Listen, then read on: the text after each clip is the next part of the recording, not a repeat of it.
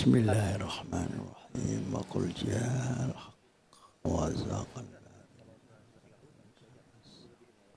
la yatakallamun illa man adina. Assalamualaikum warahmatullahi wabarakatuh. Bismillahirrahmanirrahim. Alhamdulillahi rabbil alamin. Salatu wassalamu ala asyrafil mursalin wa ala alihi wa sahbihi ajma'in. Saya sebagai pembicara yang ketiga, insya Allah tidak banyak. Tadi Pak Amal sudah mempromosikan pendidikan praktis yang sudah siap diambil oper ide dan pelaksanaannya kepada seluruh alumni dan siapapun yang menghendaki tentang model pendidikan yang ada di kantor. Nah, yang kedua tadi sudah disampaikan juga masalah politik praktis yang itu kerjaan saya pada waktu masih muda. Sekarang ini sudah yang tidak praktis saja gitu. Saya dulu memang jadi anggota DPR di Jawa Timur. Lama itu, udah 16 tahun. Setiap saya ke Gontor, pertanyaannya Pak Zar itu kok tetap saja, Sim, kamu masih jadi anggota DPR ya? Masih ya, mohon doa. Besok lagi datang, tanyanya itu, masih jadi DPR ya? Lama-lama mikir saya, ini tanya apa imtina? Akhirnya saya membuat pesantren yang di Malang, dan karena saya pindah ke Jakarta, maka saya bikin pesantren juga di Depok belakang UI. Mohon maaf, apa yang saya lakukan ini mencari sela-sela yang belum banyak dilakukan orang. Di Malang itu anak-anak mahasiswa umum yang akan belajar agama dan para lulusan pesantren-pesantren yang tidak punya identitas. Tapi ilmunya tinggi, akhlaknya terjaga. Tapi sertifikasi identitas tidak cukup dia untuk naik. Maka saya buat di sana Ma'had Ali menampung yang begini-begini ini. Sekarang sudah banyak doktornya. Yang asalnya cuma mondok, sorogan, kemudian belajar kitab, gundul, kitab kuning, yang tanpa apa-apa lagi. Setelah saya pindah ke Jakarta, ada pikiran baru. Anak-anak yang hafal Quran di Indonesia ini terbanyak seluruh dunia. Lebih banyak dari Turki, apalagi dari Saudi Arabia. Saudi Arabia itu tidak banyak yang hafizul Quran.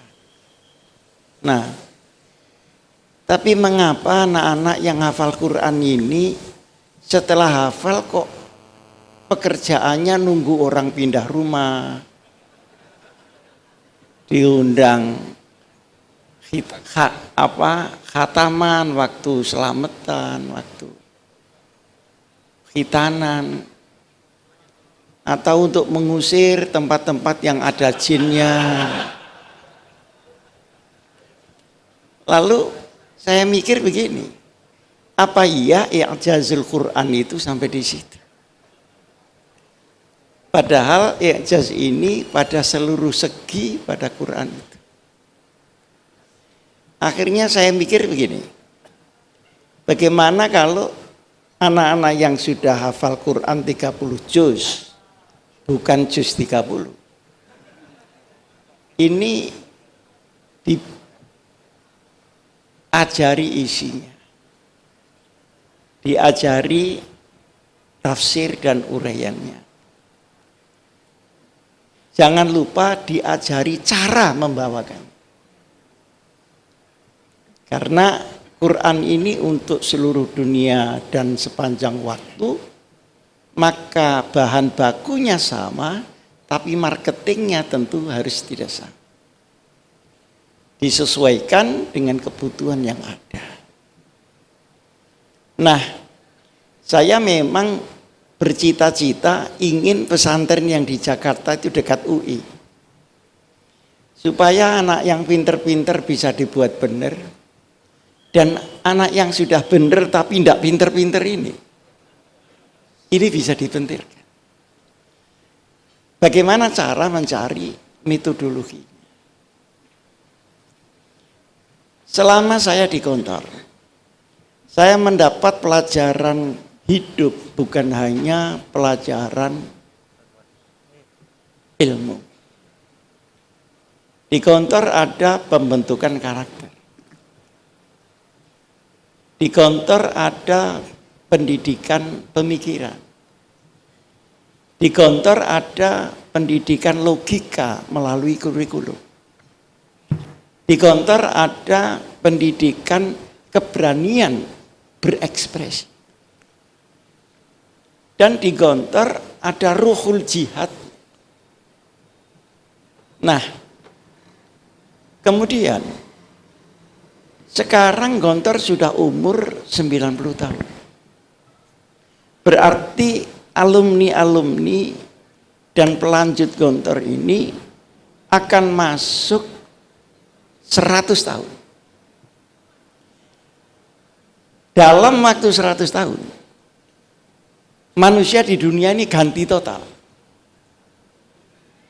Berarti sesuatu yang baru ada pada 100 tahun yang kedua. Dan 100 tahun yang kedua, keadaannya tidak bisa sama dengan 100 tahun yang pertama. Saya dulu di Gontor bersama Pak Hasan. Itu nimba sendiri, nyetrika sendiri. Kalau kirim surat, pakai kartu pos. Nyatakan kalau sakit. Tapi sampainya kartu pos ini sampai di Tuban itu 2 minggu. Sehingga ayah saya datang, saya sudah sembuh.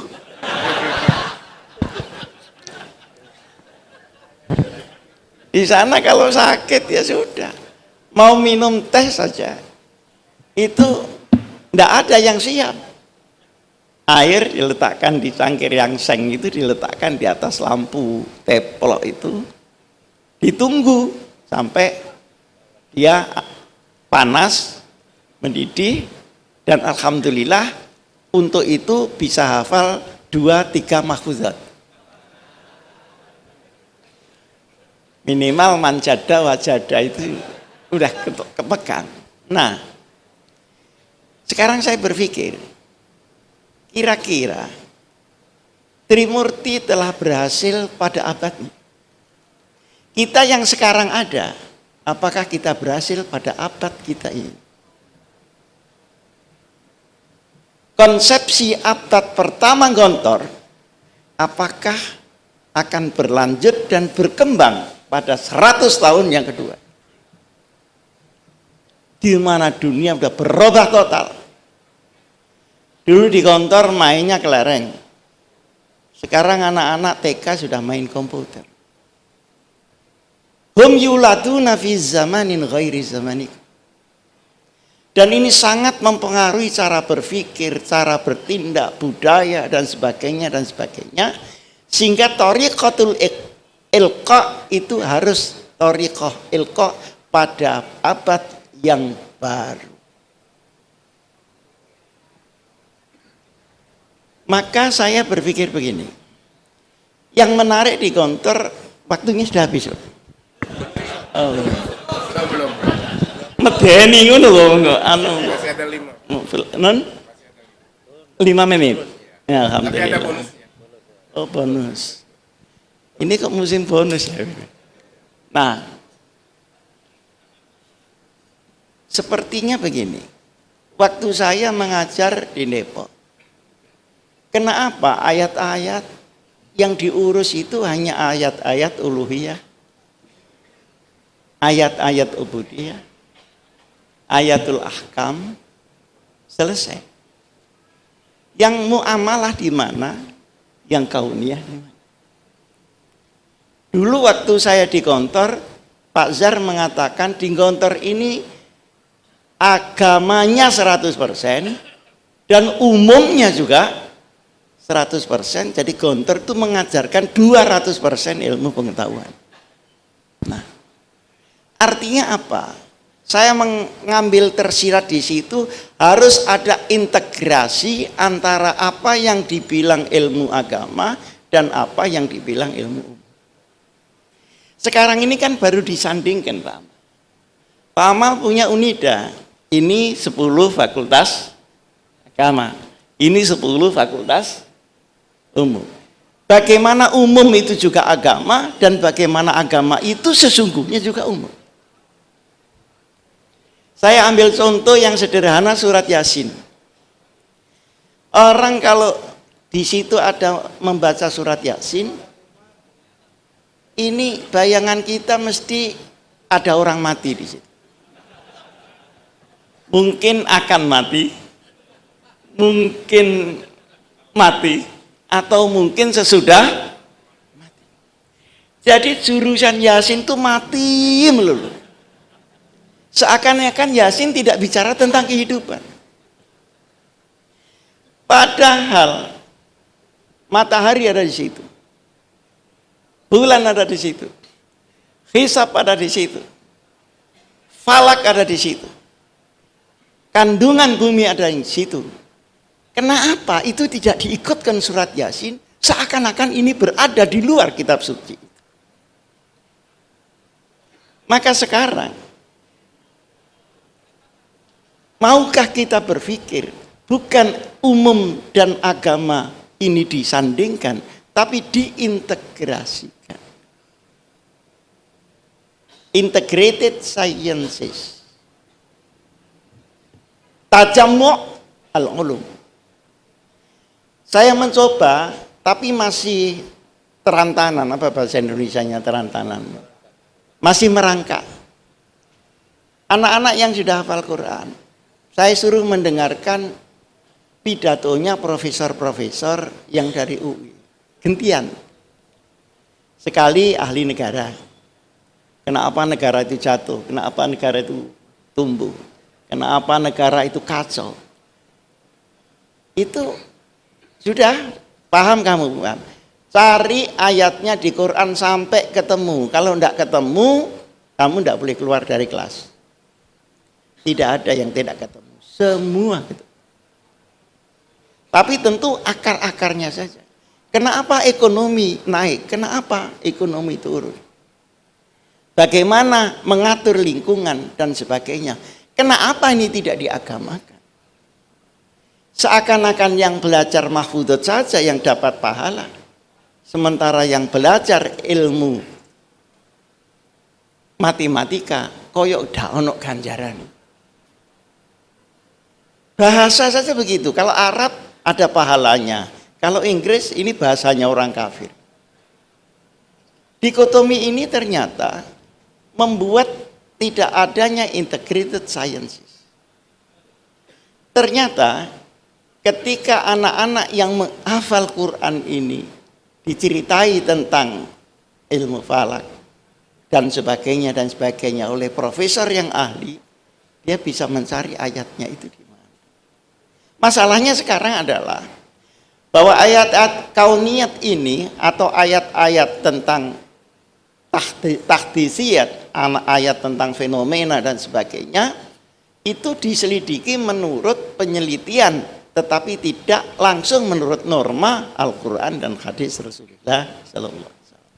Bagaimana ini bisa ditemukan kembali? Ini satu saja. Insya Allah kalau kita rame-rame menuju ke sana kan ketemu nanti jalan.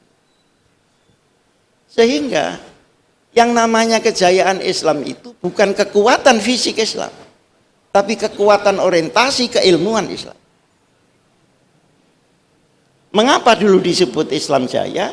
Karena ulama itu ahli aljabar, ahli matematika, ahli kedokteran, dan sebagainya. Sehingga antara Iqra dengan Bismi Rabbika ini harus gandeng menjadi satu. Iqra dalam arti penelitian, Bismi Rabbika dalam arti teologisasi terhadap pemikiran-pemikiran. Itu pertama. Yang kedua, saya ini ketepatan tidak seperti Pak Amal. Sekalipun saya ada santen, tapi pekerjaan saya keluyuran kemana-mana. Ya, kadang dekat, kadang jauh gitu, tapi suka keluyuran. Nah, kesan saya itu begini. Islam hari ini, itu tadi yang pertama ya, tajammu al-ulum. Yang kedua ini, kebencian terhadap Islam sekarang itu terus meningkat. Di Amerika saja, Donald Trump itu berkampanye anti-Islam untuk menaikkan ratingnya. Berarti orang membenci Islam, mengkata-katai Islam, itu mendapat sambutan luas di dalam negeri. Buktinya untuk kampanye. Di Belanda ada orang namanya Geert Wilders. Ketika dia belum marah-marah kepada Islam, nggak dapat DPR. Setelah pekerjaannya sehari-hari marah-marah itu dapat DPR. Kesimpulan saya, Islamofobi itu meningkat. Dan biasanya serangan-serangan itu tidak hanya menyangkut politik kenegaraan, tapi juga menyangkut kemasan-kemasan keilmuan yang tidak terjawab oleh umat Islam sendiri.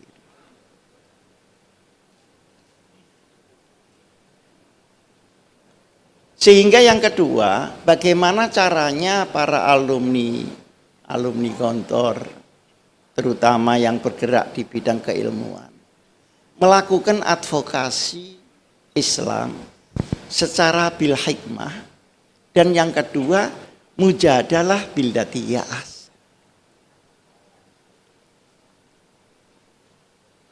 Ternyata serangan-serangan yang mematikan itu tidak hanya serangan militer, tapi serangan pemikiran, ghazwatul fikr, war of perception, ini menghancurkan segalanya. Dan buktinya komunisme itu hancur bukan karena perang fisik, tapi karena perang ideologi yang dimasukkan. Nah, kita itu kalau diserang tidak pernah membalas billati ya ahsan.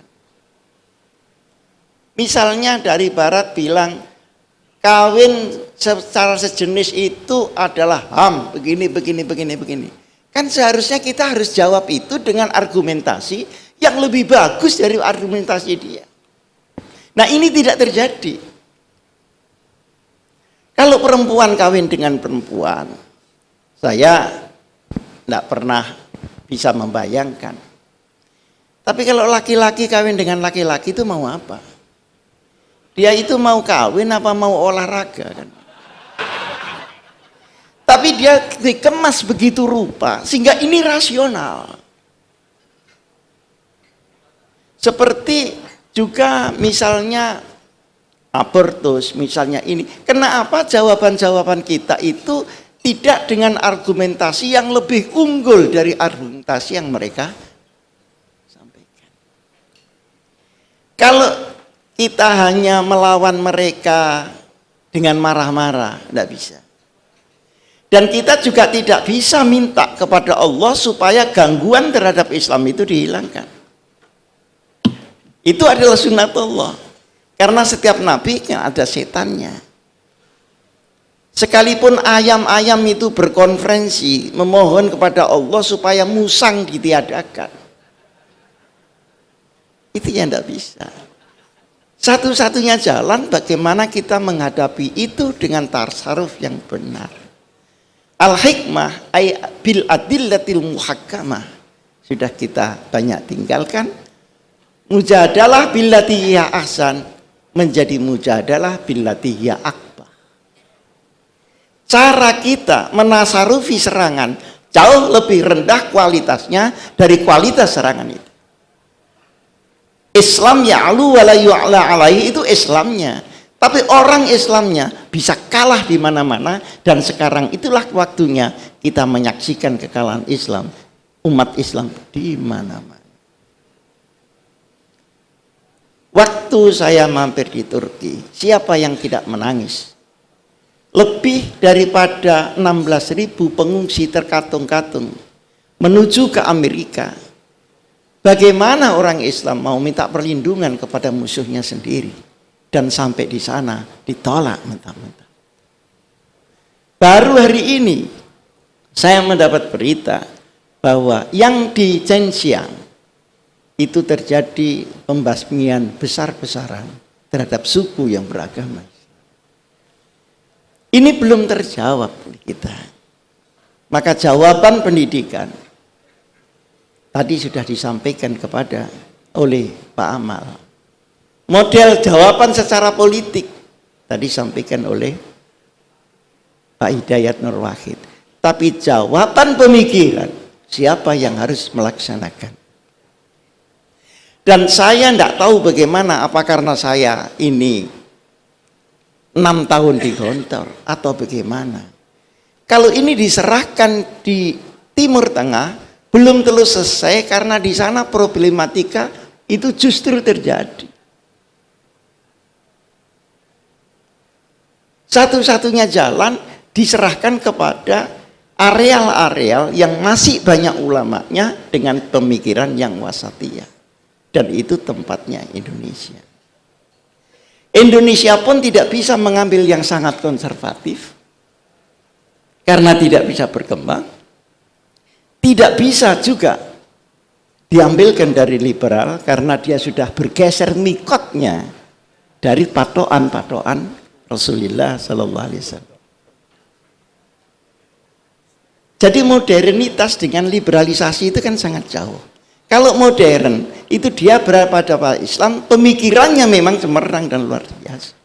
Kalau liberal itu kan geser ke sana, sehingga toleransi menjadi justifikasi. Orang-orang yang tidak sholat bangga dengan tidak sholat. Di UI itu sering tercengar, kamu itu sudah doktor kok masih sholat. Sehingga menurut dia sholat itu S2 ke bawah.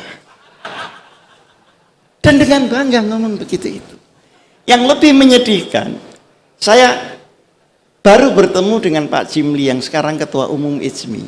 Saya tanya beliau, Pak, kenapa tokoh-tokoh intelektual Islam bukan mujadalah billati ahsan, bukan melakukan advokasi secara bil hikmah, tetapi malah membawa lambang intelektual dengan mengadakan pelarutan terhadap serangan-serangan ghazwatul fikr.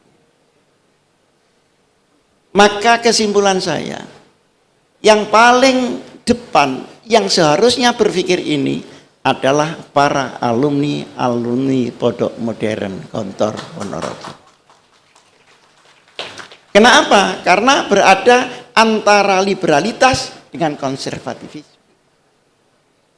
Dan yang kedua, ini kalau diserahkan kepada politik yang masif, maka akan berpikir kekuatan, bukan lagi berpikir kebenaran dan kebatilan. Nah, masalahnya sekarang, kata kuncinya, kalau Trimurti telah berhasil pada abad Gontor yang pertama, apakah kita yang berada di sini berhasil meneruskan Gontor ini pada abad yang kedua? Para bapak, saya kira ini saja untuk saya. Titipan dua, pertama mengenai integrated sciences. Yang kedua, bagaimana kita menangkal pemikiran-pemikiran dengan cara-cara yang lebih baik daripada mereka. Kalau cara marah-marah sudah banyak. Ngelempari genteng sambil Allahu Akbar, itu sudah banyak. Sana-sana Allahu Akbar, nanti ketemu polisi Allahu Akbar. Padahal polisinya juga sholat. Akhirnya dijawab, Sami Allah liman hamid. Nah yang kiri kanan itu jawabannya Rabbana lakal hamdu. Bar. Jadi dia sedang menyerang apa dan dia sedang menyerang siapa. Dan kualitas serangan itu bagaimana?